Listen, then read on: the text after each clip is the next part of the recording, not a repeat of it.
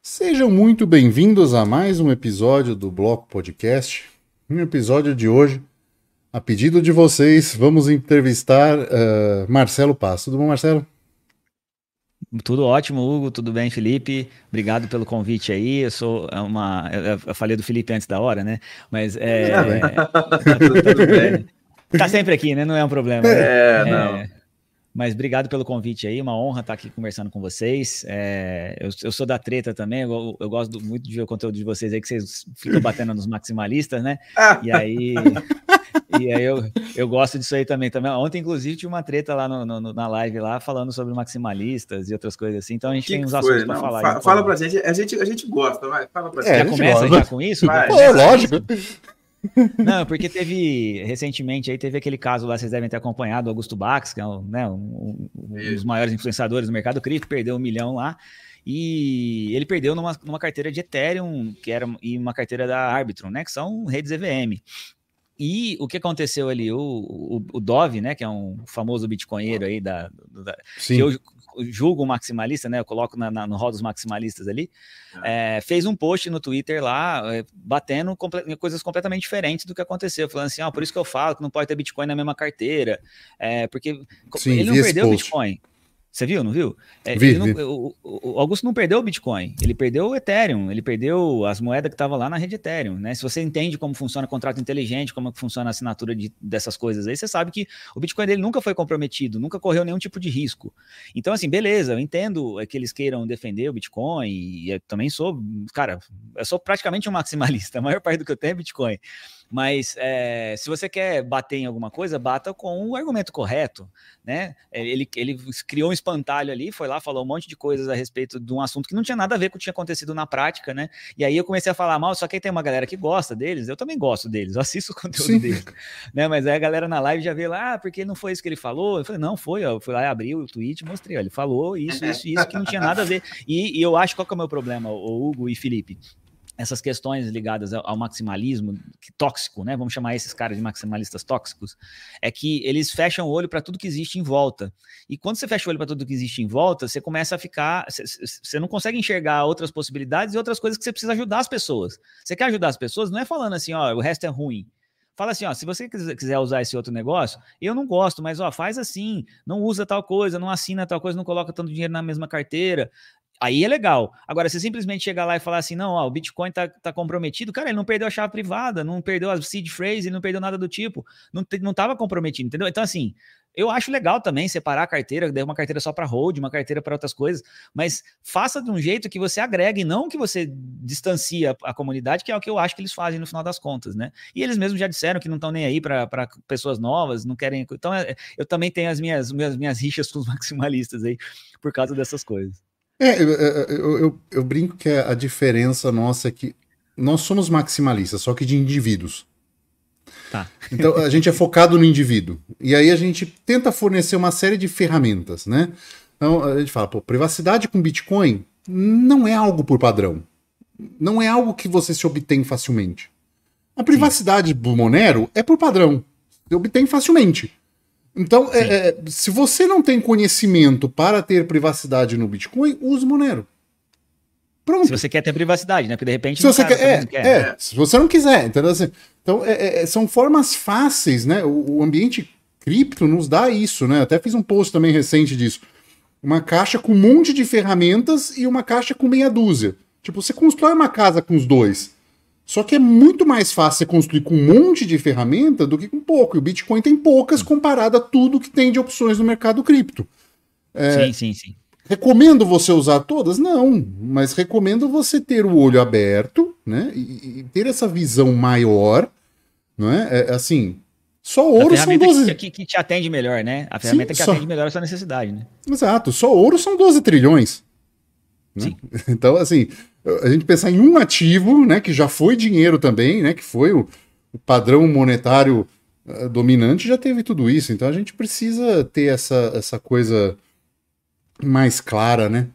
Eu acho que é isso que a gente acaba batendo tanto nesse maximalismo xiita, né? Né, dos caras serem, né, muito focados em não verem mundo, né? Que eu falo que é a galera que mora dentro da hard wallet, né? Que os caras não consomem nada, não fazem nada. E não é qualquer hardware wallet, né? Tem que ser a hardware wallet air-gapped, não pode, né? Porque também vão invadir sua hardware wallet pela rede elétrica, né? Que eu já vi até esses papos aí. Outro dia me falaram isso, que dá para invadir a hardware. Os israelenses sempre têm uma tecnologia que não existe em lugar nenhum, né? E aí que eles conseguem invadir qualquer dispositivo eletrônico pela rede elétrica. Né? A rede elétrica não tem rede, não tá ligado, mas eles conseguem invadir teu computador pela rede elétrica. Os caras falam que tem uns chips, você já viu essa história, Felipe? Eles falam que tem um chip que os israelenses fizeram que consegue detectar que você tá 7 camadas debaixo da terra e o GPS dele consegue te pegar. Porra, os caras são foda. Impressionante o tanto que os israelenses fazem um negócio que, né? Então esse tipo de folclore aí que aparece e aí a galera fica muito louca, porque aí um cara que não tem conhecimento nenhum, só para concluir esse ponto, um cara que não tem, e aí que eu bato, né, nessa história de maximalismo e tal, e a história, eu até falei errado, eu comecei a bater por causa do carinha que perdeu 850 mil ontem. Teve a história do Augusto, que o Dove falou isso, mas o carinha que perdeu 850 mil, o que ele foi fazer? Ele foi instalar uma carteira Electrum, e ele pegou a carteira errada lá na coisa, né? E eu não sei se é isso ou não, mas eu chutaria, talvez vocês possam concordar comigo, que esse cara tentou instalar Electrum porque ele deve ter visto algum conteúdo desses caras falando que só Electrum que presta. E o cara era Bitcoiner, ele vai lá e fala, não, só serve Electrum. Aí ele foi instalar Electrum, não sabia o que ele estava fazendo e acabou perdendo dinheiro. Se ele tivesse ficado quieto lá na wallet que ele estava, talvez não tivesse. Já estava errado ele ter tanto dinheiro numa carteira quente, no celular, tem um monte de coisas ali. Mas será que ele não foi ali justamente porque ele não teve a informação que eu tento passar, eu imagino que vocês também tentem para a audiência, que o cara tá chegando agora, cara, ó, eu falo isso, não sei se vocês falam, tá? Mas desde que eu comecei o canal no YouTube, a primeira coisa que eu falo é, se você quer ter Bitcoin na corretora, não é o lugar certo. Mas, se você não sabe usar uma carteira, deixa na corretora. Até você aprender a usar a carteira. Né? E esses caras só falam assim, cara, corretora não é carteira. Você deixou na corretora, se fudeu. Pô, mas isso você não tá ajudando. Porque o cara vai começar pela corretora, a maioria das pessoas, né? Se você quer ajudar, você tem que dar um caminho pro cara fazer. Então, eu acho que é nesse ponto aí que a gente diverge. Eu sempre concordo com as brigas que você faz ali, porque eu concordo com essas coisas todas aí. Não, puxando essa vibe aí, cara, que a gente tava falando, realmente foram 2 casos, a parte, eu acho que o caso do cara da Electrum é um caso que a gente pode considerar como phishing, talvez, né? Porque você tinha um aplicativo errado lá, o cara caiu, né, em erro naquela coisa. Eu não li ao certo sobre o caso do Augusto, eu só vi que ele perdeu um tanto de dinheiro e, né, foi phishing também. Foi phishing também? Então, enfim, né, acontece até com o pessoal que é mais entendido, né, não tem jeito. Sim. Você tem que ficar esperto, mas isso começa a trazer a gente para uma questão que é muito importante, que passando da corretora, né? Uma vez que você já consegue entender que o Bitcoin que está na corretora não é seu, que a cripto que está na corretora ela é da corretora, você só tem um saldo lá representativo, a gente começa a entrar, então, na seara de autocustódia, de falar de carteiras, de fato, de, começar a realmente ter uma seed, proteger suas criptomoedas, etc. E não tem como a gente entrar nisso se a gente não falar que é o suprassumo das carteiras, que seriam o quê? Cold wallets. Sim. Você quer trazer alguma coisa para a gente? Bom, assim, olha, eu não sei nem se eu posso dizer que é o suprassumo. Vamos lá, eu consigo ter segurança sem hardware wallet? Consigo. Dá. Você consegue ter uma carteira segurança. Só que o que eu sempre falei sobre isso, Felipe, a hardware wallet é a maneira mais cômoda de você ter segurança.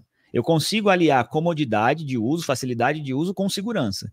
Quando você não tem a hardware wallet, você consegue ter segurança? Consegue, mas, cara, você tem que fazer muito mais coisa, né? O pessoal fala lá da Tails com a Electrum, né? Esse pessoal aí costuma indicar isso, né?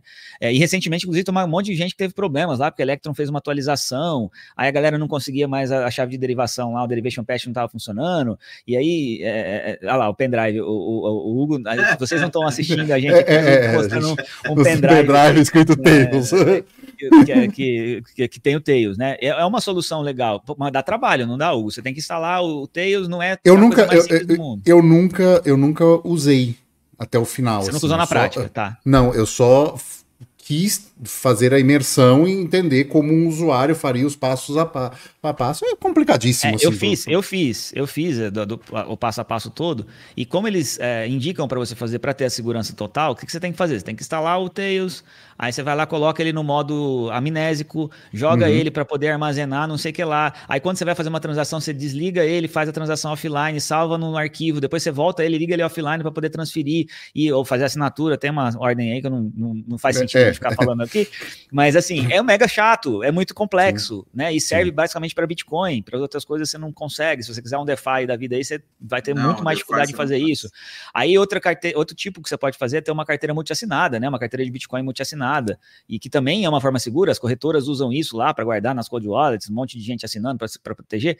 Só que isso tudo é muito dispendioso, são coisas que você não consegue fazer rápido. E se você esquecer um detalhezinho, cara, eventualmente, dá uma dor de cabeça danada, né? Porque, deu um problema no pendrive, aí você precisa achar que são 2 de 3, aí você tem que achar lá a assinatura, fazer... Bom, por conta de tudo isso, né, eu acho que a maneira mais segura da gente ter cripto sem ter toda essa preocupação é ter uma hardware wallet, porque a hardware wallet é um dispositivo dedicado para a segurança de criptomoedas que vai te permitir, com comodidade, ou seja, eu consigo usar sem muita preocupação. Você pode conectar até num computador com vírus que você não vai ser roubado.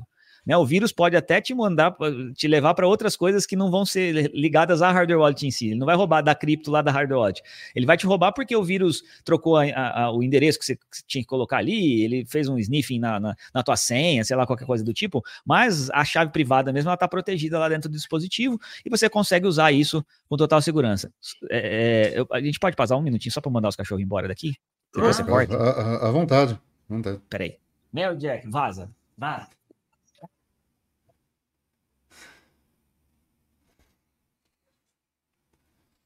Ai, desculpa. Sem problema. Eu tenho um coelho aqui do lado. Não, o problema é que eles ficam brigando aqui, daqui a pouco vai fazer barulho, aí fica ruim. Bom, mas a gente estava falando então a hardware wallet, Então as hardware wallets são a maneira mais segura, né, da gente, mais cômoda de você ter segurança, sem precisar se preocupar com muitos detalhes ali. Você pode usar ela com VPN ou sem VPN, se você quiser mais privacidade ou não quiser. Você pode usar, ou se você não quiser usar também, ela vai funcionar, ela vai te proteger, né?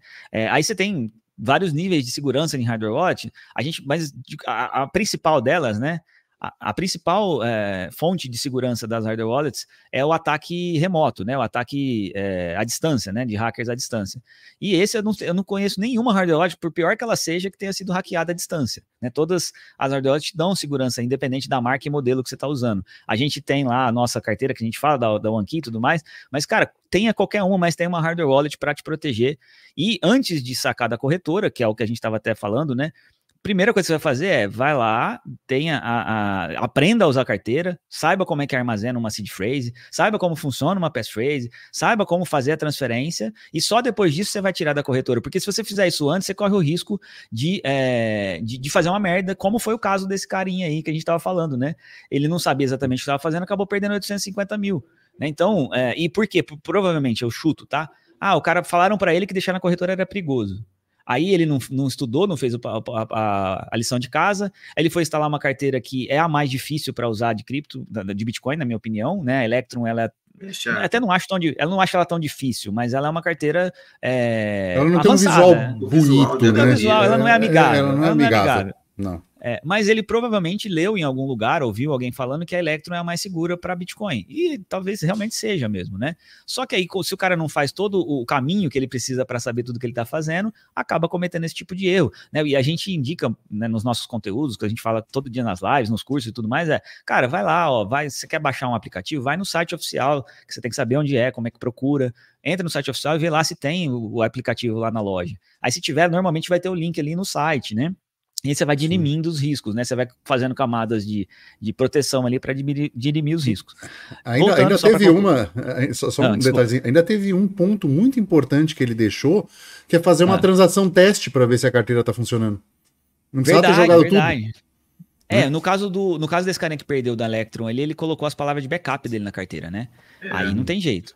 Ele foi lá, pegou, pô, já, tá tudo errado, né? O cara tinha muito dinheiro numa carteira quente, subiu as palavras de backup dele em outra carteira quente, né? E aí não tem como. E até para falar sobre isso, para aproveitar a audiência de vocês aqui, eventualmente muita gente fala de hardware wallet, né? E muita gente tem o conceito de que é possível você colocar uma hardware wallet numa conta que você já tinha quente, né?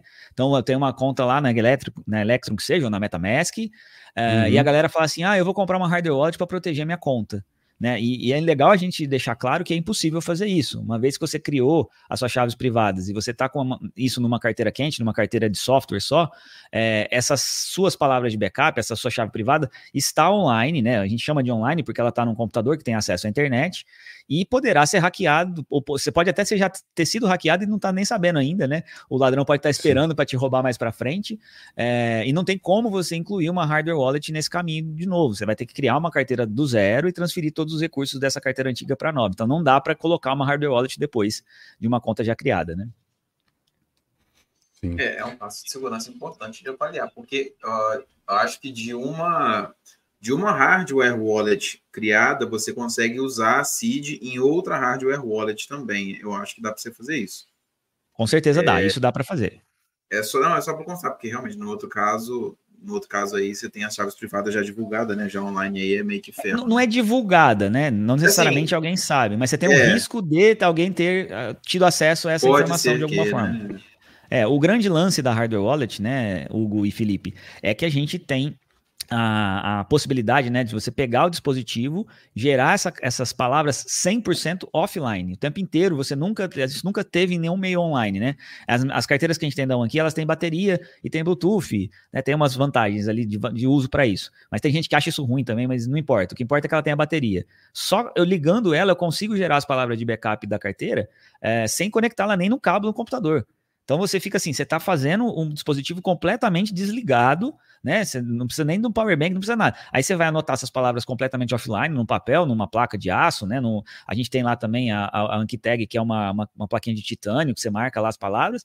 Você marcou ali, gravou, nunca mais, né, essas palavras serão divulgadas. A própria carteira nunca mais vai te mostrar essas palavras, né? E aí, se você conseguir armazenar isso de uma forma segura, a sua seed phrase, nunca ninguém vai ter acesso a isso. De forma online é impossível. Para ter acesso, teria que ser de forma física, encontrar a tua anotação ali para poder te roubar, né? E essa é a grande diferença da hardware wallet. Se você usa uma carteira quente, quem já usou a MetaMask, já usou a Electrum, você sabe que aparece na tela as palavras, né? E por mais que você não digite essas palavras para copiar para algum lugar, você vai ter que anotar ela no papel, mas alguém pode ter feito um print screen da tua tela ali, se está com um vírus que faz print screen da tua tela. Normalmente esse arquivo vai ficar salvo no disco, ele vai ter uma criptografia ali na assinatura que você faz, da senha que você coloca na carteira, mas essa criptografia pode ser fraca ou forte dependendo do tanto do poder da tua senha. E se alguém invadir teu computador, pode pegar aquele arquivo, descriptografar e descobrir tuas chaves privadas. Então, isso que é que a gente fala de carteira quente, né? Ter uma carteira só de software te coloca em risco com essas coisas. E a galera ainda faz as coisas mais absurdas, que é, por exemplo, tirar uma foto das palavras e colocar na nuvem, né? Colocar no Drive da Apple, no essas e-mail, coisas aí. Normal. No e-mail, e aí o cara invadiu o teu e-mail, ele acha lá as palavras. Cara, se eu fosse fazer um vírus para invadir um computador, a primeira coisa que eu ia fazer é procurar uma das palavras das 2048, que são as palavras de backup conhecidas. Se eu achasse duas no arquivo, eu já ia pegar aquele arquivo lá e mandar para mim, né, porque com certeza eu ia rapidamente achar palavras que o cara possa ter anotado no computador. Então, essas são as questões que a gente tem que se preocupar quando a gente fala de hardware wallet, essas coisas, né? Um detalhe, só para ilustrar, para quem às vezes não entende, quando você traz para a gente que, no caso da OneKey, né, ela tem bateria e, portanto, ela mostra as palavras nela mesma, sem que você tenha que conectar ao computador. Por exemplo, Trezor e LED, elas têm cabo, e elas só acendem se você conectá-las no computador, entendeu? Então, assim, para quem não entende... assim, eu não consigo, eu sou bastante, como é que fala? Eu gosto das palavras certinho no lugar, incisivo e nas palavras certinho. Eu não vou falar isso mal das concorrentes ali, porque isso não é um problema real. Isso, você pode ligar ela num power bank, tá? Não precisa ligar no computador para poder ativar e ver as palavras. Elas também, acho que todas as hardware wallets, para ser justo, né? Todas as hardware wallets têm essa capacidade de mostrar, mesmo que você não conecte ela no computador. você precisa conectar ela numa fonte de energia. É que, como a gente estava falando antes, né? De repente o cara acha que pela fonte de energia entra coisa. Então, quando eu falo dessa vantagem de ter o Bluetooth aí, é pro cara mais maluco que acha que vão invadir ele de qualquer jeito, você não precisa de cabo nenhum, tá? Mas, para ser justo, com qualquer dispositivo que você tem aí, ele tem a mesma capacidade. Não, sim, é só para... Eu também não acho ruim, não, de fazer dessa forma, só para ilustrar, né? Para quem às vezes não tem medo, né? De passar alguma coisa no cabo, passar uma CID passando no cabo, né? E tal. E agora a OneKey tá lançando um modelo novo agora, que é a OneKey Pro, que vai ter AirGapped também. Então, pra galera mais maximalista que gosta só de AirGapped, porque vocês sabem disso, né? O pessoal gosta muito da Code Card, porque ela é AirGapped, né? Nossa, você assina lá com... É chato pra caralho também, você tem que assinar com... Desculpa o palavrão aqui. Você tem que colocar o pendrive lá, como é que fala? O cartão de memória, assinar, transfere pra lá, transfere pra cá. A OneKey lançou agora o modelo Pro que tem câmera, então se você quiser, você pode usar Bluetooth, se você quiser, você pode usar cabo, se você quiser, você pode usar só AirGapped, que é lendo QR Code nela e no computador que você está usando, né? E aí você consegue fazer as transações sem nenhum tipo de conexão de cabo ou nenhum tipo de conexão direta no dispositivo com o teu computador, né? Só uma curiosidade minha, assim, de onde veio esse seu interesse pela segurança no indivíduo final? Eu sou um cara de tecnologia, cara. Eu sou formado em ciência da computação. Eu trabalhei há muitos e muitos anos, eu tinha empresa de tecnologia, eu era empresário no ramo de tecnologia, tinha empresa de software, e a gente vendia soluções de automação de consulta na internet, de robotização, e eu era responsável pela parte de servidores, de acesso web service, de segurança de forma geral, né? Então, isso sempre foi uma preocupação para mim, a parte de cripto, inclusive, né? Que eu não sou tão... não é uma coisa tão antiga na minha vida, há 5 anos, 6 anos que eu tô nesse mundo de cripto, começando a entender o mundo cripto, né? E isso foi... Eu comecei no mercado cripto pelo mercado tradicional, ali, de investimento de forma geral. Mas entender cripto para mim foi muito fácil, porque eu já trabalhava com criptografia, eu já fazia essas coisas todas, né? Assinatura de chave pública privada, todo esse processo eram coisas que eu faço isso aí, sei lá, desde 2001 eu já fazia coisas ligadas à criptografia, né? Então, para mim sempre foi muito tranquilo entender essas coisas todas, e como é uma área que eu domino muito fácil, né? E a galera, conforme eu comecei a fazer conteúdos, o pessoal começou a elogiar a minha didática. Não sei se é boa mesmo ou não, mas me elogiaram pela didática de ensinar essas coisas. E como eu tenho essa facilidade para entender a parte de tecnologia, que é o que a galera tem mais dificuldade, né? Eu associei uma coisa com a outra. Bom, vou pegar mais nessa parte, que é uma parte que eu entendo muito, consigo explicar, e tenho propriedade para falar, porque eu entendo tecnicamente como tudo isso funciona, né? E foi por isso que eu acabei indo para esse lado.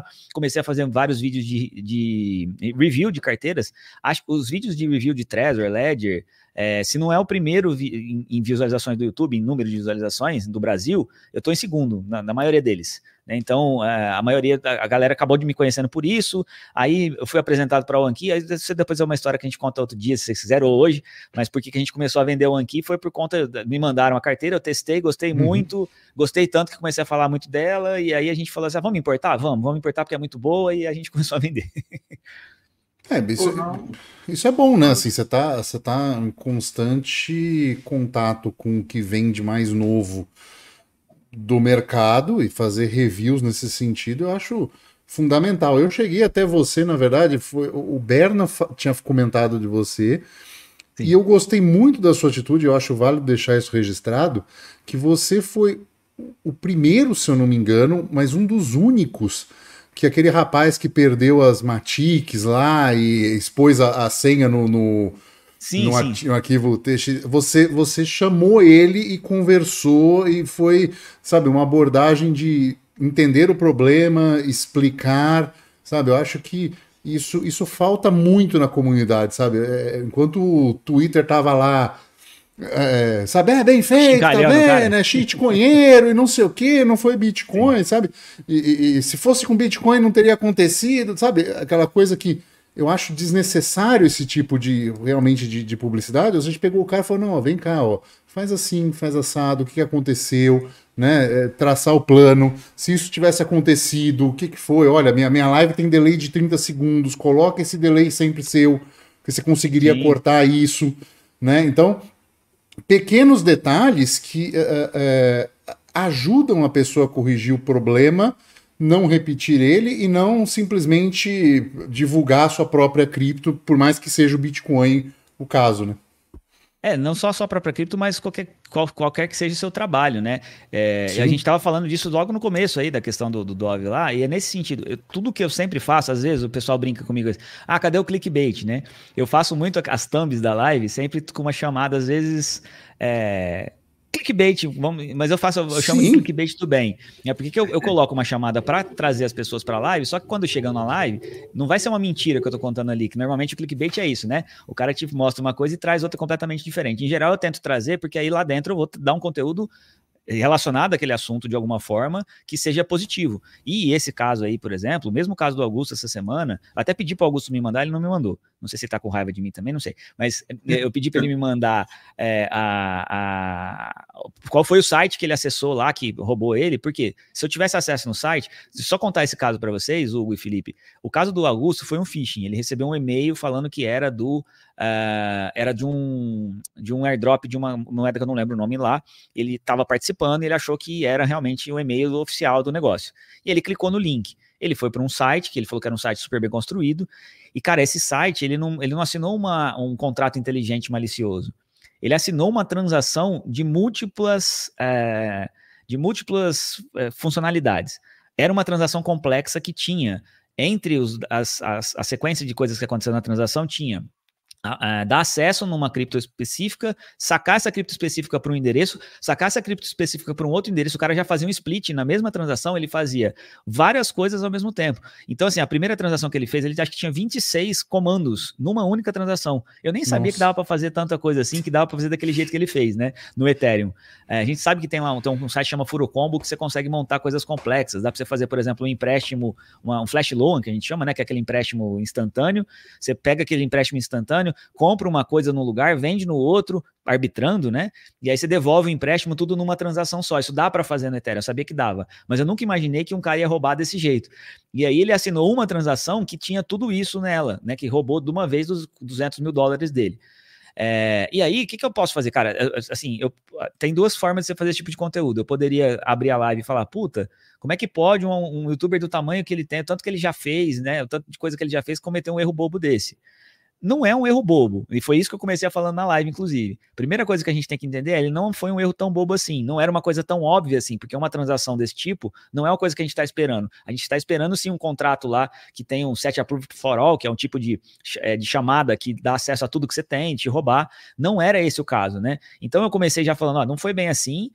Ele tem sim algumas falhas que precisam ser corrigidas e a gente tem que apontar essas falhas para as pessoas não cometerem o mesmo erro, né? O que ele fez? Ele não podia ter tanto dinheiro numa carteira só, principalmente numa carteira só e usar para airdrop, porque se você tem tanto dinheiro numa carteira de hold, tudo bem, mas você não vai pegar uma carteira de hold e conectar para fazer airdrop, isso é conceitualmente errado, e aí assinar a transação sem ler o que estava fazendo, e tem um monte de errinhos ali, mas se a gente simplesmente abrir o conteúdo ali para falar mal, para falar, tá errado, e a gente volta na história do Dove, né, que atacou o que não era para ser atacado, ele atacou um ponto que não ajuda em nada quem tá lendo o post dele, ou ajuda o cara que pensa igual ele, que quer xingar o outro que cometeu o erro, né? Mas não ajuda quem precisa aprender como que eu faço para me livrar desse tipo de coisa, né?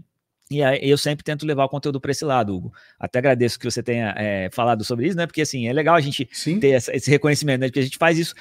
Eu faço o mais difícil, Hugo, que seria muito mais legal ou mais vantajoso para mim falar. Só faz o conteúdo falando mal e tudo mais, daria mais engajamento, talvez traria mais pessoas para lá, meu canal cresceria mais rápido, mas aí eu não tô ajudando, né? Então, se eu não tô ajudando, para mim não faz sentido fazer as coisas, né? Eu abri o canal para isso, para ajudar as pessoas e, obviamente, ganhar dinheiro com isso, né? Claro. Eu não tô ali de graça também e tal, mas ajudar as pessoas em primeiro lugar, né? E assim as consequências acabam vindo depois. Cara, a gente vê isso também. Às vezes a gente tenta fazer assim, postagens com um teor muito forte de teoria. Cara, ninguém quer saber. Ninguém sabe, quer saber. Postagem maneira, sabe o que é? A Receita Federal vai congelar seus criptoativos porque eles têm a inteligência artificial que está dentro da sua conta. E, nossa, chove de gente. Agora, se você sabe explicar, olha, vou te explicar em termos de autocustódia por que você não consegue isso, pronto, ninguém olha. Eu até vou perguntar para vocês, porque eu gosto das opiniões que vocês têm a respeito desses assuntos, né? Vocês acham que... Eu tô aqui, não sei se eu sou só entrevistado, se é um papo bate-papo, mas eu vou... O episódio tem teu nome, você faz se você quiser. Então beleza. Vocês acham que... essa questão de usabilidade, facilidade de uso, né? Porque não tem jeito, esse mercado ainda é um mercado complexo, né? Entender essa tecnologia e tal. Vocês acham que tinha que ser muito mais fácil? Ou vocês acham que é intrínseco ao mercado ter um grau de extra dificuldade, até por conta de tudo que você traz junto, né? Eu brinco sempre lá, né? Isso aqui é igual a coisa do tio Ben lá, né? Com grandes poderes vem grandes responsabilidades. A gente tem um poder enorme, que é poder fazer a custódia dos ativos, né? E essa é uma coisa que até a criação do Bitcoin, nada no mundo existe que você consiga fazer a custódia e seja inconfiscável, né? Mas ao mesmo tempo você, com essa responsabilidade, com esse poder que você tem uma responsabilidade enorme, que é você fazer a sua segurança, você é seu próprio banco, você tem que cuidar de tudo que tem em volta. E aí, se você facilitar isso muito, será que a gente não perde essa característica? Eu queria saber o que vocês pensam disso. Eu penso que nós demos um passo, né? A criptomoeda dá um passo atrás no status quo da tecnologia. A tecnologia hoje ela virou passiva. Sim. Então, assim, você não sabe mais instalar um Windows. Né? Você não sabe abrir uma linha de comando e listar as pastas que tem no seu computador. Você não faz mais isso. Né? Era um processo ativo, virou um processo passivo. Com cripto, você volta a um processo ativo. E aí há um conflito geracional. Né? A gente que já tem mais de 3 décadas, 4 décadas de vida e que viveu a informática na adolescência, a gente olha isso e fala, tranquilo, peraí, anota aqui, põe aqui e tal. A gente anotava, né? A gente não guardava no disquete. Disquete tinha 1 mega, a gente anotava as coisas. Então a gente anotava, tinha um caderninho. Você tinha um caderninho de computador quando você era adolescente? Você guardava senhas, você guardava o negócio do Windows, o registro do Windows que você tinha, que alguém te passou, enfim, né?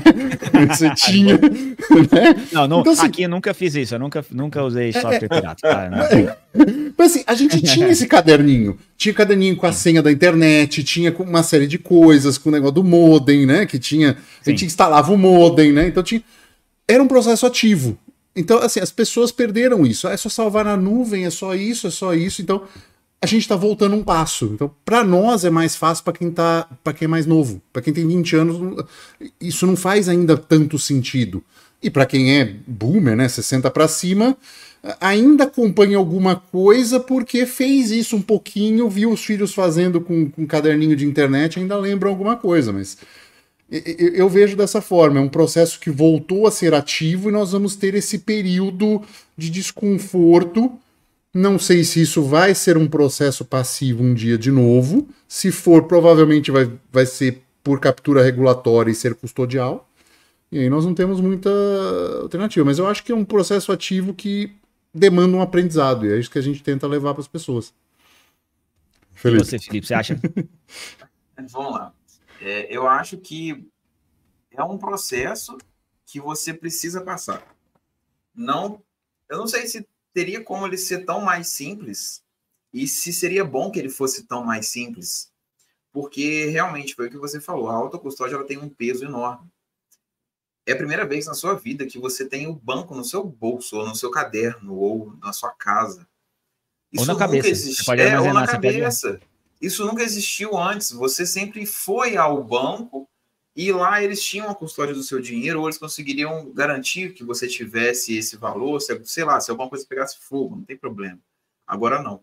É como se você saísse do banco com o Banco do Brasil nas suas costas e voltasse para casa. Então, assim, isso tem um peso enorme. E eu acho que tem que se acostumar com esse formato.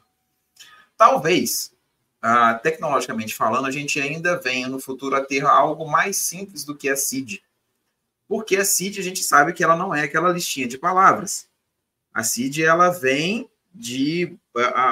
ela é uma derivação, na verdade, não sei se é derivação o nome, mas a CID, ela é uma sequência de caracteres lá totalmente maluco. A CID, você tem a entropia, que gera a CID, que gera a CID, é a forma de entropia, né? É uma representação da entropia que gera a chave privada, que depois gera a chave pública e vai fazendo todas as derivações. Então, exatamente. A CID, como a gente vê, ela é uma simplificação. A CID, já é uma simplificação. Palavras, já vê no BIP 39, entendeu? Ela já é uma simplificação. Pode ser que no futuro tenhamos, eventualmente, outra simplificação que fique mais fácil. Mas, de toda forma, é importante saber que a tia do Zap, por exemplo, ela não soube fazer Pix via QR Code. Ela não teve isso na época dela. É uma coisa que ela aprendeu. Ela não soube copiar chave Pix, ela não sabe. Hoje ela já entende isso. Hoje ela já pede, não, manda no meu Pix. Então, é uma coisa que você aprende de acordo com a demanda. E se no futuro o Pix ficar mais simples, ela vai aprender. Então, eu acho assim, o aprendizado faz parte disso. Talvez tenha como simplificar, mas ainda assim, o quesito responsabilidade, ele vai se manter em todos esses casos. Eu acho que você tem que aprender a usar, não tem jeito. Eu acho também que muita gente critica, fala que se não tiver uma melhora na usabilidade, não vai virar mainstream, né? Mas talvez não tenha que virar mainstream sem isso, é o que você está dizendo agora, né? Porque se facilitar demais, por que o Pix funciona? Apesar de... É uma tecnologia simples, né? Você tem lá que ler um QR Code, a princípio, para quem não conhece, fica meio esquisito, mas você está delegando toda a responsabilidade da segurança para outras pessoas ainda, né? Se der alguma coisa errada, você vai fazer o quê? Eu vou ligar no banco e falar, me roubaram aqui, o banco muitas vezes tem que ressarcir e tal, né? No mundo cripto, você perdeu uma vez só, né? Não tem volta, não tem para quem você reclamar. E eu acho que isso é uma característica intrínseca ao mercado, que eu concordo que quanto mais simples tem que ser solene, né? Mas ao mesmo tempo, cara, eu acho que tem que ter uma dificuldadezinha aqui para a pessoa entender a responsabilidade, porque se ficar tem que ser um ato solene, né? Tem que ser assim, cara, sim, isto aqui é todo o seu dinheiro. Se perder isso aqui, já era. Nem eu que tô te ajudando, nem ninguém vai conseguir. Então, acho que esse ponto tem que ficar claro, né? Então, isso tem que ser uma certa solenidade. Eu acho relativamente ok você ter que anotar isso, né?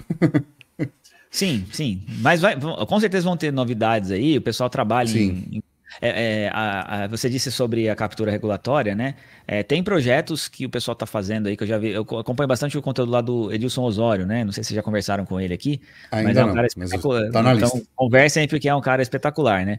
Ele sabe muito, é um dos caras do Brasil, um dos caras que mais sabe de blockchain, de mercado que ele realmente faz na prática, né? Fez muita coisa na prática.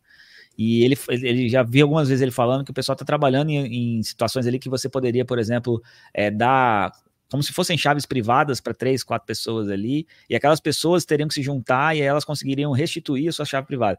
Porque a gente vai para um ponto aí, né, que ao mesmo tempo que eu acho que a gente tem que ter mesmo a segurança e tal, a gente vai para um lado que vocês, não sei se vocês acompanham essa parte, mas a parte de identificação online, né, identificação via blockchain, eu tenho uma identidade, o nosso RG estaria na blockchain, né? Aí você pode usar NFT para isso e outras coisas. Mas qual que é o grande problema? Se eu tenho uma chave privada, onde eu vou ter o meu NFT, né? O meu NFT que me identifica no mundo. Então, que eu quero, nesse caso, eu quero ser identificado, eu não quero ficar privado. E eu quero, por exemplo, receber um certificado, eu quero comprar meu carro e armazenar isso como NFT, e se eu quiser vender meu carro, eu poderia vender o meu NFT e eu estaria fazendo a transferência disso, né? Essa parte toda é muito bonita do ponto de vista de tecnologia, de facilidade, de não ter mais cartório, coisas assim. Mas, por outro lado, como é que fica se você perder sua chave privada? Você perdeu tudo que você tem? Que a gente já está falando agora de um imóvel, está falando de um carro, que é um bem físico. Sim. E aí que começam as complicações aí, que aí, se você não tiver alternativas em que você possa solicitar dizer, olha, eu que sou o dono disso aqui, e eu preciso comprovar isso de alguma forma, né, fica complicado. Então, e a gente está, acho que no meio desse processo, né, a gente está a parte de criptomoedas só... Tem todo esse imbróglio, mas a gente está indo para esse rumo de ter a identidade digital e esses ativos que poderão ser transferidos para você, os soulbound tokens, que são, né, os NFTs ali, que, por exemplo, você fez uma faculdade e aí, em vez da faculdade te dar um papel lá, ela te dá um certificado. Pô, é muito mais verificável, é muito mais seguro, né? Eu tenho como garantir quem foi que fez. Então tem um monte de vantagens, mas ao mesmo tempo você tem esses ônus aí, que são essa questão justamente da própria custódia, como é que faz esse processo todo. Então acho que a gente ainda tem que evoluir bastante nesse sentido, mas por enquanto eu não vejo outra alternativa que não ser as pessoas entenderem a gravidade que é, a importância de ter essas coisas com elas, né? E como que elas têm que guardar, né? Não, eu acho que é até assim, é até meio simples se você for olhar. Às vezes eu já comentei isso que eu vou falar aqui e eu já fui refutado algumas vezes, mas assim, não é porque, tipo assim, eu postei lá sobre essa mesma temática de adoção e uso, né? Porque a tia do Zap não vai saber usar Bitcoin e fazer um envio de, sei lá, o USDT que seja. E foi o que eu falei, cara, ou você copia e cola um código, igual você faz com uma chave Pix, ou você escaneia um QR Code. Aonde que a tia do Zap não vai entender isso? Aí, o que o cara trazia é exatamente o fato de que você teria que comprar essa cripto antes em algum outro lugar, etc e tal. Beleza? É um ponto que realmente não é tão simples. Mas se a gente for pensar, o uso mesmo, o envio e recebimento é igual para os dois. É igual para você usar um dinheiro na conta. A grande diferença é que você recebe o salário em reais. Se você recebesse em USDT, você ia fazer um copia e cola com uma carteira de USDT, ou ler um QR Code na sua carteira de USDT e ia estar mandando para frente. Você não para pensar de onde que veio o reais que caiu na sua conta. E se você fosse receber só em Bitcoin ali, você ia transacionar daquele jeito e pronto, acabou, entendeu? Assim, é só uma perspectiva que eu trago. O problema só do teu raciocínio, eu concordo 100% com ele, né? Acho que a parte que fica mais difícil é porque você tem muitas possibilidades, né? Até hoje eu tenho dificuldade de ensinar, explicar, né? Eu tento fazer várias analogias para explicar, mas a diferença de uma rede para outra, porque a galera tem dificuldade, entra na Binance, compra um token, comprou lá o USDT, vamos colocar o Bitcoin que seja, né? Comprou moeda Bitcoin. Aí ele vai sacar, aí a Binance apresenta lá 5, 6 lugares diferentes para ele sacar, né? E aí o cara não entende que aquilo ali são redes diferentes, que ele vai receber um token que é um vale Bitcoin numa outra rede, coisas desse sentido, né? Nesse tipo. É difícil, cara, você explicar isso. Essa é a parte que eu acho mais complexa dessa história toda, né? Essa interligação. Até hoje, por exemplo, essa semana, a gente teve que dar suporte lá no caso da Arbitrum. O cara comprou coisa na Arbitrum, eles, não sei porquê, resolveram colocar o nome da moeda de gás da rede como Ethereum. Só que não é Ethereum. Tudo bem, tem lá o... É Ethereum na Arbitrum, não é o Ethereum. Mas tem a ligação lá porque ela faz o roll-up, não importa, não é o Ethereum está em outra rede ali. E aí o cara foi fazer um swap, ele pegou numa DEX qualquer lá e foi fazer uma troca de Ethereum para Ethereum, entre as redes. Só que chegou lá um tal de H Ethereum. E aí não apareceu na carteira. Ele pediu suporte pra gente. Ele falou, cara, mas esse negócio que você recebeu aí, não é Ethereum, é H Ethereum. H Ethereum é uma outra moeda. Inclusive, aqui dá até um sinalzinho lá, fala, esse negócio é perigoso porque a gente não conhece e você pode ser scam. E olha qual o nível de complicação disso. Eu mesmo até hoje, você tem que fazer uma bridge. Aí você tem que explicar o que é uma bridge. Essa é a parte que eu acho complicada, entendeu, Felipe? Quando você mistura esse mundo todo aí, é que começa a complicação. Eu acho que foi com o Hugo, eu conversei esses dias, isso é complexo, porque, por exemplo, você vai mandar o USDT, eu gosto de USDT porque ele é lastreado no dólar, dá para você segurar um caixa nele, né? Então, você vai mandar o USDT na rede do Ethereum, você tem que ter Ethereum. Você vai mandar o USDT na rede da Arbitrum, você tem que ter Ethereum na Arbitrum. Você vai mandar o USDT na rede da Optimism, você tem que ter, eu acho que, Ethereum na rede da Optimism. Você vai mandar o USDT na rede da Polygon, você tem que ter Matic. Isso. Que vai virar Pol. Vai virar Pol. Você não pode ter o USDT não adianta você ter Ethereum na rede da Polygon, não. Você tem que ter Matic. Aí, tipo assim, você começa a ficar muito doido. E aí o cara vai sacar Bitcoin na Binance. Ele vai mandar o Bitcoin para onde? É muito comum. Vou mandar Bitcoin para MetaMask. Aí o cara olha lá, nossa, BSC tá baratinha, é essa aqui que eu vou, não vou pagar R$80 de jeito nenhum. Aí, sabe, tipo assim, é muita coisa, realmente. É nessa hora que os maximalistas batem na gente. É nessa hora, porque aí o cara fala, tá vendo? Olha a complicação que esse povo arruma. Aí depois eles falam que tá tirando a atenção. Até nesse ponto, né? Realmente, seria muito melhor se todo mundo se concentrasse no Bitcoin e evoluísse o Bitcoin e tal.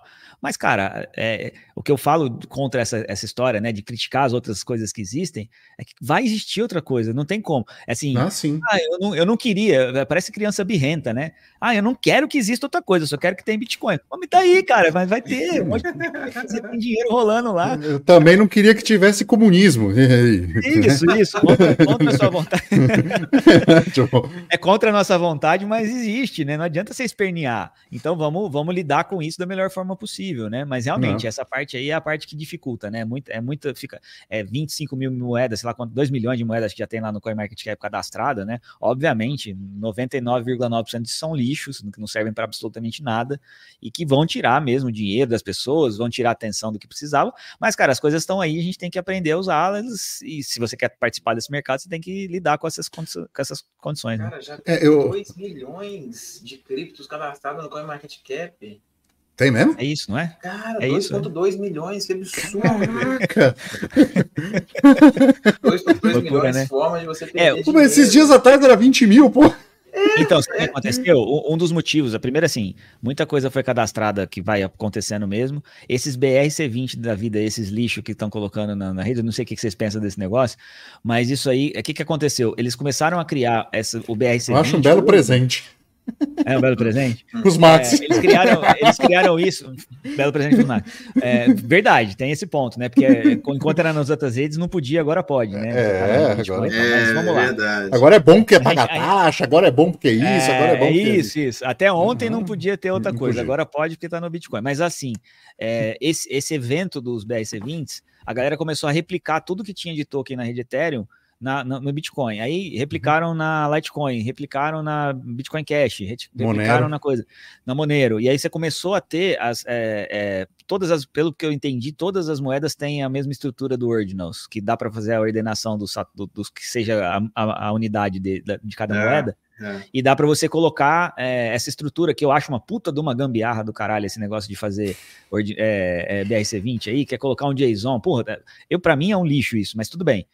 Não que eu seja contra, porque a rede está ali para você usar do jeito que você quiser. Eu só acho ruim porque é muito mal feito, na minha opinião. A solução, né? A solução é ruim, né? Teria que ser uma solução muito mais integrada. Porque o que eu falo é o seguinte: se amanhã os desenvolvedores do Bitcoin resolvem mudar a forma com que os DTEX são feitos ali, porque daria para fazer, né? Não vão fazer, mas você poderia mudar de alguma forma. Você poderia quebrar completamente a regra do ordinal ali e esse negócio pararia de funcionar do dia para noite, né? Então, um negócio que assim, como ele não é, ele é um adendo, né? Ele é como se fosse um puxadinho na rede para fazer aquela coisa funcionar. Eu acho inseguro para você usar, para colocar dinheiro de verdade nessa história, né? Preferia outras formas de fazer. Mas assim, o mercado tá fazendo e foda-se. O que a gente tá falando só dos 2 milhões de criptomoedas é que se você pega todas as 20 mil e multiplica por 1 milhão de rede que já tem, você chega rapidinho em 2 milhões de moedas, entendeu?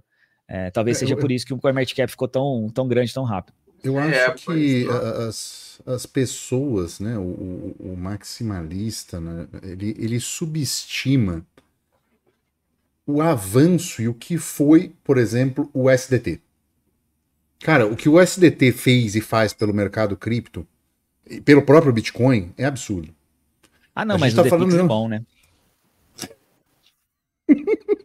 Como é que é? Não é isso? O DPix é bom, né? O SDT não presta não, mas o DPix é bom. Jesus Cristo. Mas o raciocínio é esse. É a mesma coisa, não é a mesma coisa? É a mesma coisa. Vamos falar de descentralizado, né? Não, na verdade, o SDT, se você for botar em descentralização, o SDT é muito melhor ainda, porque ele é bem maior, mas é que você tem uma empresa só por trás, né? Fazendo lá emissão. É uma empresa em um caso e é um grupo na outra. Sim. O SDT é muito maior. Mas trabalhando com uma moeda que até ontem era a moeda do mal, não é? O Pix. Verdade. São questionamentos interessantes. Eu não consigo entender essas. Eu te vendo meu real com spread aqui. Você quer comprar? É tipo isso, né? Cara, eu recebi isso. Uma bela solução, né? De vender real mais caro. Eu tenho um negócio interessante. Eu não te contei isso. Me perguntaram isso ontem, eu acho, se eu iria aderir ao DPix no P2P. Eu falei, cara, não vou aderir ao DPix, não tem porquê. Aí o cara me perguntou por quê. Eu falei, olha, primeiro que o P2P agora é com a Sovereign Swap, não é mais comigo, né? Segundo que eu, como orientador, né, da empresa acerca desse tipo de negócio, eu falei que não tem por que a gente receber um token lastreado em real para te passar Bitcoin. Se fosse para eu receber um token, eu receberia o SDT, para começar. No máximo, para te passar Bitcoin. E outra, eu vou receber esse monte de token lastreado em real, eu vou trocar isso aonde? Por o quê? Tipo, eu não tenho uma necessidade de mundo real nenhuma para isso, sabe? Eu não mando isso para corretora nenhuma, eu não troco isso por nada, não tem por que eu receber isso. Não, mas é tudo na rede Bitcoin, não é? Não é, em verdade, olha só, não é na rede Bitcoin, é na Liquid. Ai, que caralho. Puta. E na Polygon. Tem na Polygon também? Que era só na Liquid. Não. Enfim. Mas peraí, Polygon agora pode? Não é possível. Não, entendeu? Polygon tem preceitos maximalistas também. Satoshianos, né? Satoshi previu a Polygon no Bitcoin Talk, você nunca viu isso? Entendi, tá certo. Não, tá bom. Não, é só pra a gente, é que a gente é meio, a gente gosta de observar detalhes, assim, né, é tipo assim, eu sempre falei com o Hugo, sabe, eu não critico a ideia dos caras, é um projeto, né, é um empreendimento, pô, meus parabéns, sigam com isso, né, não tá errado. Mas eu, no caso, no papel de assessoria que eu faço acerca de P2P da empresa, no caso, a Sovereign Swap, eu falei, cara, não tem porquê, não existe um motivo para aceitar isso. Porque o cliente perguntou se vai ter. Cara, não tem por que ter. Se o cliente quiser pagar em DPix, cara, ele me paga em USDT.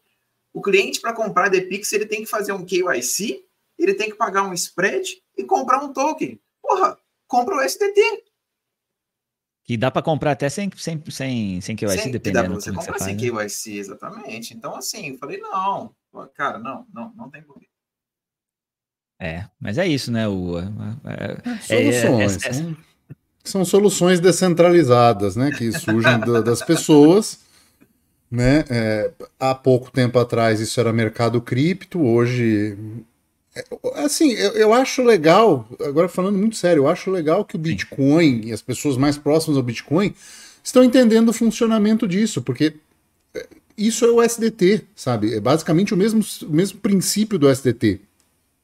E a gente não pode negar que o SDT deu acesso bancário às pessoas desbancarizadas, deu reserva de valor para a Argentina, porque, assim, você não vai querer ter volatilidade no teu dinheiro do dia a dia de uso, porque senão você ficava no peso.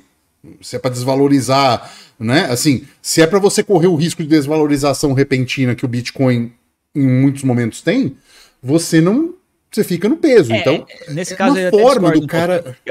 Nesse caso, desculpa te cortar, claro, eu até discordo um pouquinho, porque no caso do peso argentino, a desvalorização vem da certa, forma né? que o Estado... É certa e da forma que o Estado estava fazendo, né?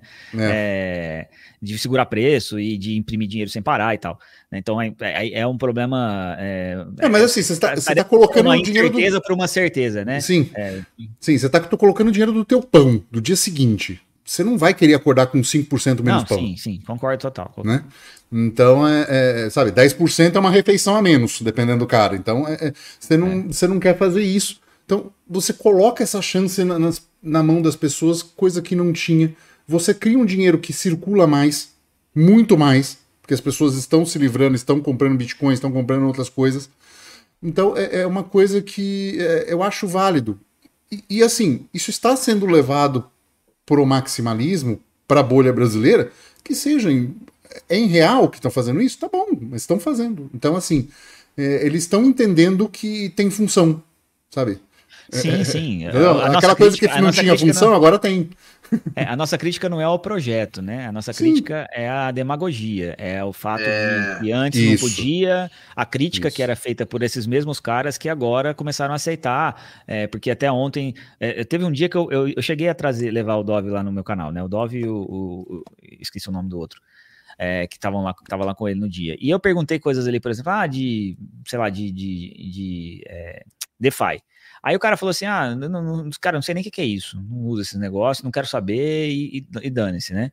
E, porra, não precisa ser assim, né? E aí fala que isso não presta, que isso não serve pra nada, que DeFi não existe. Pra ele, assim, é uma coisa assim, não devia nem existir, acho que foi isso que eles falaram na época, não devia nem existir e não quero saber desse negócio. Pô, mas tá aí, o mundo existe, o USDT tá aí. Aí na época, um token, não pode existir token. Não, que tem negócio de token. Agora pode, porque tá dentro do Bitcoin. Né? A crítica nossa, eu sou super a favor de empreendedorismo, acho que sim, tem que vir, eu não sei. Pode até ser, Felipe, que o DPix um dia seja útil e eu comece a usar. Eu não tenho problema nenhum com isso. O meu problema só que hoje eu não vejo, como você, não vejo utilidade, mas a crítica aqui não é o projeto em si, diretamente, né? Até acaba sendo, porque a gente até agora não viu utilidade real para essa história. Mas é mais por conta dessa mudança de discurso, né? A mudança de discurso é que ferra. Precisa ver um detalhe importante, que assim, o LBTC, o Bitcoin da Liquid, é um token. Sim. Né? E aí, assim, você colocar como propaganda, porque o criador lá, como é que é o nome dele? Adam Beck, não. O Adam Beck. Ah, porque o Adam Beck repostou o ThePix. Peraí, meu amigo. O Adam Beck criou o token do Bitcoin. Você acha que ele não apoia token de qualquer coisa? Sim, Ele tokenizou o rei. Não vai... Lógico que ele vai querer. Então, assim, botou o SDT na rede dele. Então, assim, ele é a favor da tokenização. Tudo bem ele ser.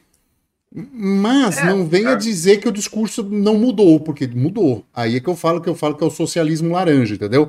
É o discurso, é se adequando ao que está acontecendo no momento para dizer que está tudo certo. E não está, assim, se você é purista e acredita que tokenização de ativos é ruim, você tem que fazer crítica ao ThePix hoje, ou ao SDT, ou qualquer coisa que for, né? Incluindo a Lightning, né? Porque a Lightning é feita por uma empresa, é um negócio ali. Sim. Tudo bem que tem um nível de descentralização na forma que funciona, que é alto e tal, mas tem riscos ali também, não é Bitcoin puro, né? Ainda que seja Bitcoin tecnicamente, porque ele está numa carteira multiassinada, né? Pelos dois lados estão fazendo nó e tal, mas o que você está negociando em cima não é transação on-chain, não está sendo registrado on-chain. Tem vantagens, mas não é uma transação on-chain, logo não é Bitcoin. E isso tem um monte de consequências, aí, entre outras segurança e principalmente aí é o fato de ter uma empresa por trás que pode mudar o protocolo ali na frente, não sei como é que isso vai acontecer, né? Então, mas sim, isso é um projeto em beta, né? Tem pessoas perdendo dinheiro na Lightning com plugins, com uma série de coisas, né? Como a gente já noticiou também recentemente, né? Recentemente saiu coisas assim, Eu cheguei a montar um nó Lightning, eu descobri o tanto que é difícil ter um nó Lightning. Eu também. Se você for ter um nó simples, né, só para receber ali, até tudo bem. Agora, se você quiser fazer um nó ativo, né, com conexões com vários nós e outras coisas, e rotear coisas ali, né, como algumas pessoas ensinam aqui no mercado, eu não consigo, assim, eu não tinha tempo para cuidar. Comecei a fiz ele funcionar, abri vários canais, só que eu comecei a ver que, eu não conseguia cuidar dos detalhezinhos ali, que você tem que ficar o tempo inteiro mexendo nas taxas, mexendo nas coisas para poder usar teu nó, para rotearem para você. Tem um monte de preocupações que você tem que fazer com o Watchtower, né, um monte de problemas ali que podem acontecer. E aí saiu aquela notícia que tinham conseguido fazer um hack lá, que o cara abria vários canais, né? O mesmo cara abria vários canais com um canal específico, e aí ele ficava fazendo transações entre esses canais aqui, e ele conseguia roubar o canal original ali. Teve uma notícia, não sei se vocês acompanharam isso. Aí saiu essa notícia, eu falei, caralho, velho, olha, o risco que eu tô correndo aqui com o Bitcoin que eu coloquei lá, que eu não queria, eu fiz mais para aprender, para fazer conteúdo pro canal, para falar, porque eu gosto de fazer as coisas, né? Acho que é importante a gente falar sobre. Eu fiz a mesma coisa, né? Um ano vai virar episódio semana que vem. Vai virar episódio semana que vem. Acho que não faz um ano, no meu caso não, faz um pouco menos de tempo, mas eu desisti. Aí no meio da hora que eu vi essa notícia, eu falei, eu não vou ficar com o meu Bitcoin em risco por um negócio que não é meu negócio, não é. Porque no final das contas, você ser um roteador de Lightning é um trabalho, né? É um business. Trabalho difícil, é um business, né? Falei, cara, não é meu business, eu não tenho tempo para cuidar disso. Fechei meu nó, fechei todas as conexões. Felizmente deu tudo certo, né? Quando recebi tudo certinho lá, mas não é um negócio para qualquer um, né? Como fazem parecer que é um negócio simples, tenha seu nó, né? Por exemplo, eu tava assim, querendo usar. Você abriu com quanto de. Quanto você abriu, quanto você fechou de. Não, mas assim, com quanto você abriu de taxa e quanto você fechou? Eu abri com um Satoshi V-Byte e fechei com 20. Quando eu abri, eu não lembro, não foi caro não, eu fechei num dia que tava barato a rede lá, inclusive esse é um ponto, né, que recentemente eu fiz conteúdo sobre isso, porque a galera virou uma onda, né, todo mundo vamos mudar de assunto aqui, tentando não mudar muito, mas a galera começou a fazer consolidação de TechSoul, né, que é um conceito do Bitcoin, que justamente por conta exatamente desse ponto que você falou, acho que eu vi um post seu criticando essa questão da Lightning, que eu abri o canal, porque todo mundo fala assim, se você tivesse na Lightning, você tava tudo bem. Tava se você não quiser fechar o canal, né? Tava se você não quiser fechar o canal, se você quiser fechar o canal, você tá fudido. E aí começou o papo, vamos fazer consolidação de TechSoul, porque aí eu resolvo um desses problemas, né? Eu mesmo fui fazer uma transação, numa carteira tinha 6 entradas ou 7 entradas. No dia que eu precisava fazer aquela transação, a taxa por transação estava em $30. E aí, para eu fazer a transação, ia custar uns R$2.000, uma coisa assim. Era um absurdo de caro. Para transferir uma quantidade, era 0,2 bitcoins que eu transferi, não era tão pouco, mas a taxa estava muito alta, né, para fazer essa transação. E aí eu até gravei um vídeo, se você quiser resolver esse problema, você pode fazer a consolidação de TechSoul. Mas naquele momento ali, eu não me toquei de um problema gravíssimo que é fazer a consolidação, que é a privacidade. Né, e eu não vi ninguém dessa galera aí que ficou falando, olha aqui, consolida, aproveita a taxa para consolidar e manda print da consolidação, que já é uma violação da privacidade ali, você mandar o print, porque primeiro você está falando que tem Bitcoin, segundo você está mostrando o que está acontecendo ali com ele, até vi críticas a isso no Twitter ali, mas eu não vi ninguém falando do risco que é você fazer isso, porque a comunidade bitcoinheira te ensina a fazer um endereço novo para cada vez que você vai receber cripto. Por que isso? Né? Isso para quem está ouvindo a gente que eventualmente não entende como isso funciona, né? Se qualquer hardware wallet que você pega, a maioria delas, quando você solicita um endereço ali, cada vez que você solicita, ele te dá um endereço novo. E isso é feito para dar privacidade para a gente. Porque se o Hugo vai me mandar Bitcoin, eu falo, Hugo, me manda 0.1 Bitcoin aqui, dou um endereço para ele. Aí eu vou lá, Felipe, me manda 0.1 Bitcoin aqui e dou um outro endereço para ele. Assim, nem o Felipe sabe que o Hugo me mandou, nem os dois não conseguem saber qual é o meu saldo, né? É para isso que existe essa questão ali dos endereços. Está na base do Bitcoin, do funcionamento B0 dele, né? E aí a galera... Só que isso, o que vai acontecer com quem está fazendo essas transações? Cada recebimento que eu fiz desse vira uma UTXO dentro da minha carteira. E a gente está falando aqui de ter como se fossem notas de dinheiro. Vamos supor que eu tenho R$1.000 na carteira. Eu posso ter 10 notas de 100, eu posso ter 20 notas de 50, né? E eu posso ter recebido uma nota dessa do Hugo, uma do Felipe, uma do João, uma da Maria, e cada uma notinha dessa aí, ela ocupa espaço na minha carteira. Se eu tiver uma nota só de 100... né? Ou se eu não tem uma nota de 1.000, né? Vamos lá, eu tenho uma nota de 100 ou 10 de 10, né? Uma nota de 100 ocupa menos espaço na minha carteira do que 10 notas de 10. E no Bitcoin é a mesma coisa. Se eu tenho várias UTXOs, ou seja, várias notas de Bitcoin aí, entre aspas, você tem um aumento de tamanho de espaço para fazer uma transação com essas notas, né? E aí fica caro. Quanto maior o espaço, mais você paga por espaço, e aí, eventualmente, quando a taxa do Bitcoin está cara, fica muito caro. Então a gente fala aí de fazer a consolidação de UTXO. O que é isso? Você pega todas essas UTXOs e manda para você mesmo na sua carteira, ela vira uma UTXO só. Ó, ótimo, muito bonito, né? Porque agora eu consigo ter uma transação só. Se eu for gastar, eu gasto uma taxa só. Só que quando você faz isso, o Hugo agora que sabia o endereço meu, o Felipe que sabia o endereço meu, agora todos eles sabem quanto que eu tenho de todas as carteiras que eu tinha antes. Eles inclusive vão saber todas as carteiras que eu passei para todas as pessoas que eu passei. Sim. E eles vão saber quanto que eu tenho na minha carteira agora, porque eu fiz uma consolidação e acabou, foi pro saco a sua privacidade. E pior que isso, as pessoas podem fazer isso de forma de ataque. Até vi um post, não lembro exatamente quem que foi, falando que as pessoas poderiam te mandar um pouquinho de satoshi lá, uma quantidade muito pequenininha, só para se um dia você consolidasse aquele negócio lá, ele conseguirá saber seu endereço e tudo que você tem. E foi-se embora a privacidade pro saco, né? Como é que fica isso, Hugo e Felipe? Pseudononimato é um problema muito sério para a privacidade. É complicado, porque assim, é difícil. Em Layer 1 no Bitcoin não tem jeito, você não consegue muito fugir por causa desse pseudononimato, sabe? É muito complicado. O que você pode, talvez, tentar fazer eu até lancei um vídeo disso no canal lá no Cripto TV, que era o Privacidade para Pobres, né? Que é você pegar e tentar jogar isso tudo, em vez de você consolidar na sua própria wallet, você consolidar isso usando uma exchange sem KYC, sabe? Mas você tem um risco da exchange. Sim, pelo menos ela por um tempo ali, né? Como é que é? Pelo menos por um tempo, né? Você tem um risco ali nesse pedacinho na hora que você estiver fazendo a transação, né? Exatamente. Você consegue meio que quebrar um rastro, entendeu? É uma opção. Mas, querendo ou não, é um problema da rede. Não tem... Assim, não é um problema. Ela é assim, né? Mas você não quebra. O problema é que você está falando, você quebra o rastro daquele dinheiro. Mas você não quebra o fato das pessoas saberem quanto que você tinha. Que eu acho que essa é a parte mais grave, né?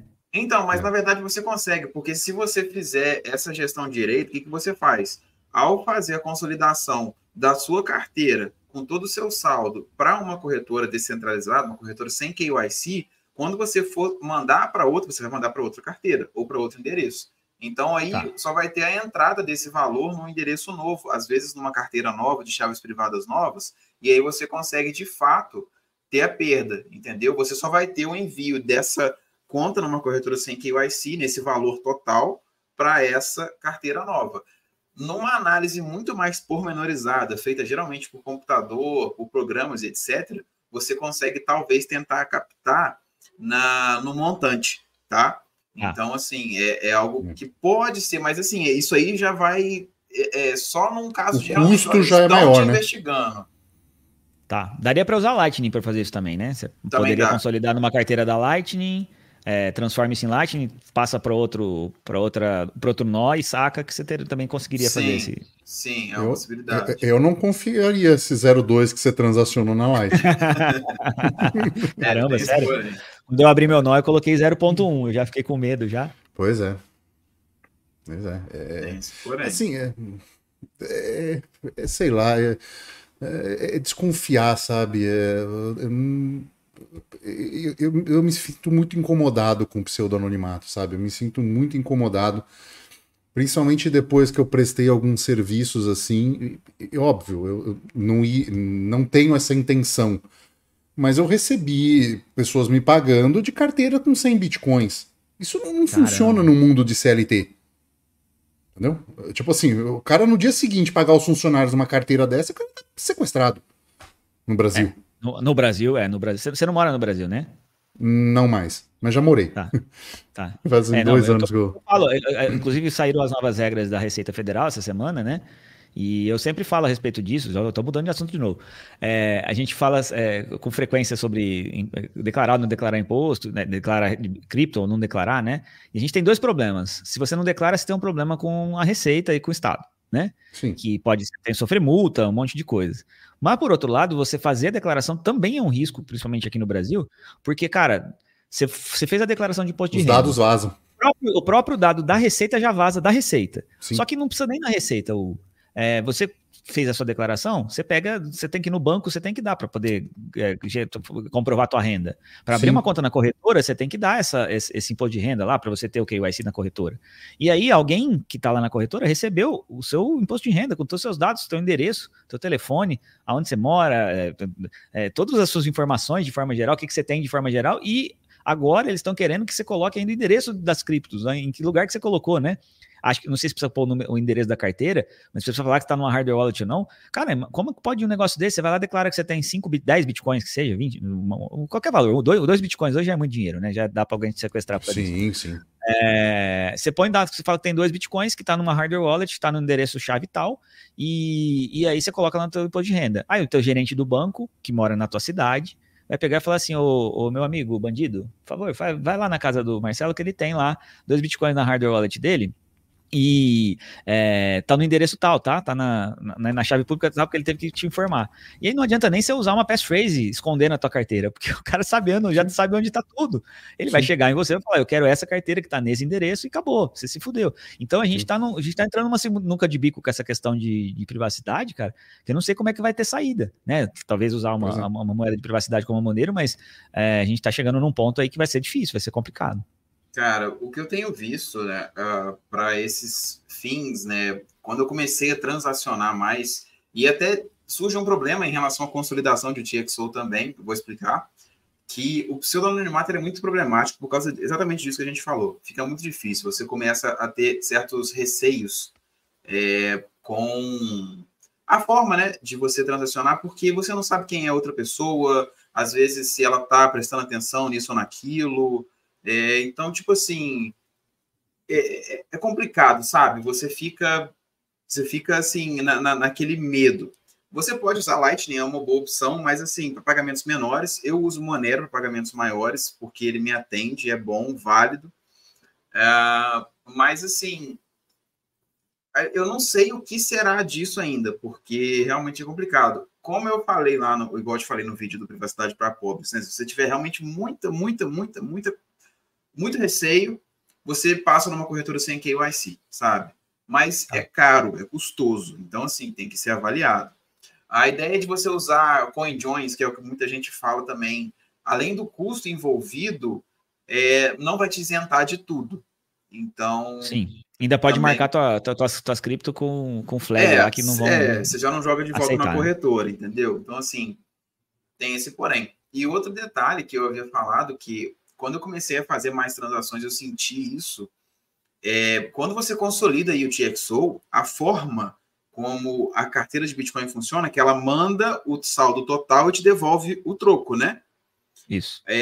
Quando você consolida, você fica limitado até que a transação seja por completo confirmada. Então, olha só, para eu te explicar. Eu tenho 5 Bitcoins na minha carteira, vou te mandar 1. Tá bom. Mas consolidado em um UTXO único, certo? Certo. O que acontece lá no fundo da carteira? A carteira lá no fundo, ela te manda 5, vai ficar só um com você e vai me devolver 4. Certo. Até que a transação seja totalmente completa, eu tenho que esperar pelo menos os 10 minutos do bloco, ou às vezes até mais, eu não posso mexer esses 4. Ah, essa eu não sabia. Entendeu? O UTXO fica preso. Ele fica travado. E aí, tanto que quando você vai movimentar, às vezes você gasta uma UTXO, se você tem outra no valor que você quer movimentar, você consegue mandar logo na hora. Se não, ele dá double spending e ele trava. Ele não deixa você mandar. Entendeu? O Monero é a mesma coisa. E aí, quando eu comecei a transacionar mais, que você às vezes vai fazer, eu tenho que fazer uma transação agora, uma daqui a 2 minutos, uma daqui a 5 minutos, você começava a travar. Entendeu? E aí você tem que começar falando, não, peraí que eu te mando aqui a sei lá quanto tempo. Entendeu? Então, assim, é um problema. Isso não é uma restrição da carteira que você usou, não. É geral. Não. O resto do Bitcoin funciona assim. Caramba, não sabia. Essa parte eu nunca fiz esse processo assim, de fazer várias transações seguidas com Bitcoin. Mas... exatamente. Eu só fui sentir isso quando eu comecei a fazer muito, entendeu? Com o Monero foi a mesma coisa. Eu fazia bastante e é a mesma história. Tanto que quando você manda Monero, você tem lá 10 mil reais na conta. E aí você tem uma UTXO apenas. Se eu te mandar R$1.000 que seja, o saldo vai dar zerado. Porque tem que esperar desbloquear. Entendi, tem que esperar validar a transação. Tem que esperar voltar os outros 9 mil para mim, para poder usar. Agora, se eu tenho várias UTXOs, eu consigo ir mandando. E aí, por exemplo, se eu tenho 2 de 5 mil, e aí eu te mando 1.000, eu vou ter lá só 5 mil para gastar. Até que os outros 4 que eu te mandei, 5, né? Entendi. Bom saber disso. Uma coisa que eu não sabia. Legal. Um detalhe. Bom, Marcelo, nós estamos caminhando para o fim. Esse é o momento que o Felipe sempre traz uma notícia do mundo atualidade. Hoje a notícia não é sensacionalista, não. Hoje a notícia ela foi patrocinada, né? O Marcelo nos deu um Bitcoin, né? Ah, sim. A notícia... E umas OneKeys também para cada um. Exatamente. A notícia fala que a OneKey lança novas carteiras de criptomoedas com segurança EAL6+. Você viu isso, cara? Pô, vai ficar parecendo que é propaganda mesmo, né? Ué, não, você pagou pra gente. Se você não pagou, você tem que pagar. Já fiquei sabendo. Mas fala aí. Mas assim, para ser justo com a audiência, né? Eles sabem, eu tenho a empresa, Protegecoin, a gente vende hardware wallets, né? E naturalmente é normal a gente ser perguntado dos produtos que a gente vende, as coisas que a gente tem, né? Sim, a OneKey acabou de lançar a OneKey Pro, a gente até falou agora há pouco, né, mais cedo na entrevista aqui, a parte da AirGapped, né? Essa carteira nova que a OneKey está lançando, que assim, a gente já tem as OneKeys, tem um nível alto de segurança e tal, tinha chip já de Secure Element, né, que é isso aí que você está falando, o EAL6 é o Secure Element, mas ele não era EAL6, né? E tinha uma questão aí relacionada a código-fonte aberto do chip.